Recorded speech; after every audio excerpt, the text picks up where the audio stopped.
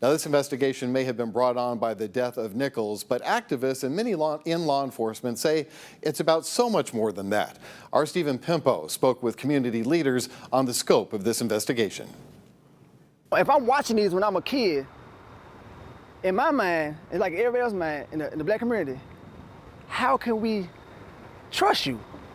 The thing is, how can we trust you? That's the question facing the Memphis Police Department. The investigation will look into MPD's patterns or practices, including use of force and alleged discrimination during traffic stops. Nobody who has really paid attention to this will actually be shocked by any of the findings.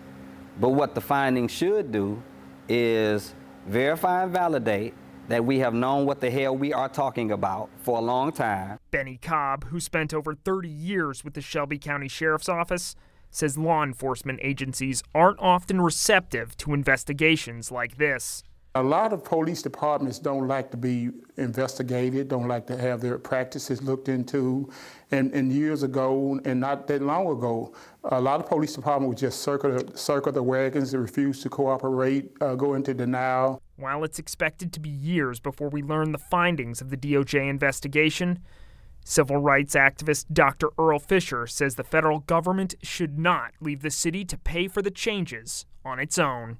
Those recommendations generally have fallen on the funding part. The price tag of those recommendations tend to fall on the municipality, which is to say, ultimately fall on the taxpayer. Cobb says ultimately, this investigation will benefit MPD officers. Take the pressure off some of the good officers where they can continue to do a good job and do it better without having to look over their shoulders and wonder if their peers are going to turn on them, because they are trying to do the right thing. Dr. Fisher says this is only the start. This is an opportunity for us to chart a better path forward, but that won't come if our people in our community don't decide to raise our voices even further at this point.